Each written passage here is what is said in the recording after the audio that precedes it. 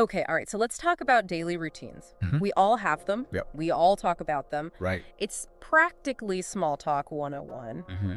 But wouldn't it be awesome if we could discuss our everyday lives in English Yeah. and actually sound super fluent? I mean, beyond I wake up, I eat, I work, you know?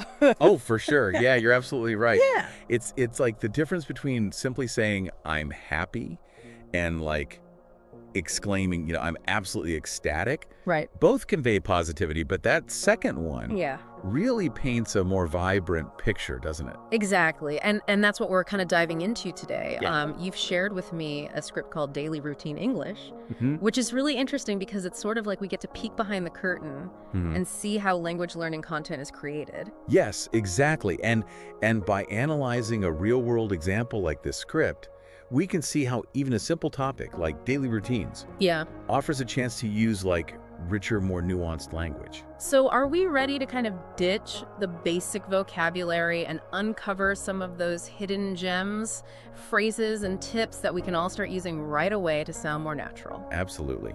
Let's get to it. Okay, let's do it. Let's start with the morning routine. Okay. The script lays out a very basic example, functional, but not particularly captivating. Right. It mentions alternatives like get out of bed instead of simply wake up. I see what you mean. It's like choosing leave for work instead of go to work. Exactly. Subtle, but it somehow feels more intentional. It is. And that intentionality is actually key to understanding why these subtle shifts make such a big difference. Okay. In English, using more specific verbs often signals like a deeper understanding of the action. Get out of bed suggests a more conscious effort Right. compared to simply waking up. So it's not just about knowing a bunch of synonyms, it's about choosing the words that best capture the nuance of what we're trying to say. Precisely. And that's how you elevate your fluency from simply speaking English to really communicating effectively. Now, when it comes to the afternoon, the script highlights phrases like colleagues and grab a coffee, which feel very casual and very common. Yes, and it's interesting to consider the context here. Okay. Grab a coffee is perfectly fine in an informal setting. Yeah, But imagine using that in a very formal meeting. right. It would sound a bit out of place. You're right. It would be like showing up to a fancy dinner party in sweatpants. Yeah, exactly. So what would be a more formal way to talk about the afternoon coffee break? You could say something like, have a coffee, or take a coffee break, Right. which sound more professional, while still conveying the same idea. So it's all about matching your language to the situation, kind of like choosing the right outfit for the occasion. Exactly. Yeah. And it's these subtle distinctions that can make a real difference Yeah. in how native speakers perceive your fluency and understanding of the language. Okay. Shall we move on to the evening? Let's do it. What gems can we uncover there?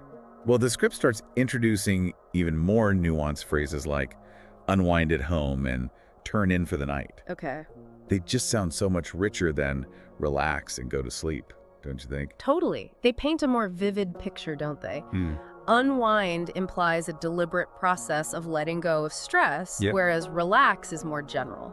And that's a really important point. Okay. Unwind has this connotation of actively releasing tension after a long day, which reflects a deeper cultural understanding of stress management. I never thought about it like that. It's almost like unwind has this built-in imagery of taking a deep breath and letting go of all the day's worries. Exactly. And that's the beauty of language. Yeah. It allows us to express not just the what, but also the why behind our actions. And speaking of unwinding, Yeah. I have to admit, sometimes I'll say I'm going to unwind, but then I end up doing a million chores instead.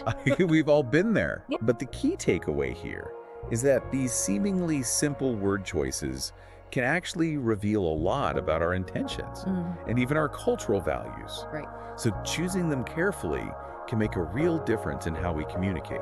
It's amazing, right? Like how these seemingly simple phrases can be so loaded with meaning. Oh, yeah. It's like each word choice is like a brushstroke, and together they create a more detailed picture of our daily lives. Absolutely. Yeah. And building on that analogy, wouldn't you say that using a phrase like turn in for the night adds a touch of elegance No. compared to simply saying go to sleep?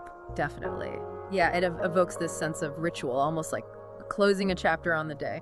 But I'm curious, Okay. isn't turn in a bit old-fashioned? That's a great observation. Yeah. You're right. Turn in does have a slightly vintage feel, Yeah. which adds to its charm, I think. Okay. And it's a perfect example of how learning idiomatic expressions can give you a deeper appreciation for the history and evolution of a language. So, even though we're talking about daily routines, which seem very present-focused, we're also tapping into the past and the cultural nuances of English. Precisely. It's like each phrase carries a little bit of history with it. The script focuses on individual routines. Right. What about routines we share with others? Yeah. Like, my family and I always have dinner together. Could we use these phrases to talk about those shared experiences too? Absolutely. In fact, talking about shared routines is a great way to connect with others. Right. On a personal level, you can adapt the phrases we've discussed. Like, instead of grab a coffee, you could say, we meet up for coffee, or my friends and I go out for drinks. Oh, I see. So it's like taking those building blocks and rearranging them to create new sentences, new meanings. And by getting specific with the activity, we're also revealing more about our interests and who we are. Exactly. Instead of watch TV, you could say binge watching a new series, catching up on the news, or watching a documentary with my partner. Those details make the conversation so much more engaging, don't they? Right. It's like adding spices to a dish to give it more flavor. And just like with cooking, there's an art to choosing the right ingredients. Yeah.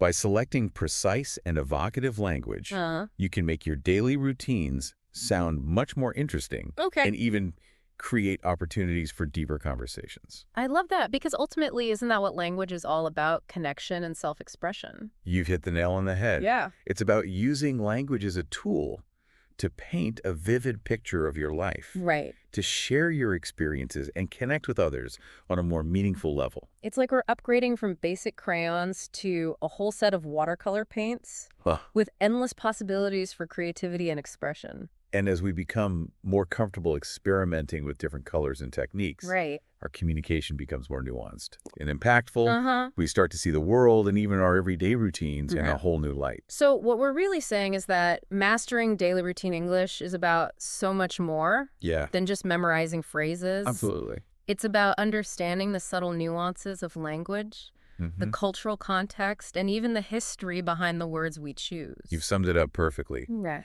And that deeper understanding is what truly unlocks fluency. Yeah. And allows you to communicate with confidence and authenticity. So as we kind of wrap up our deep dive into daily routine English, what's the biggest takeaway? What should we leave our listener with today?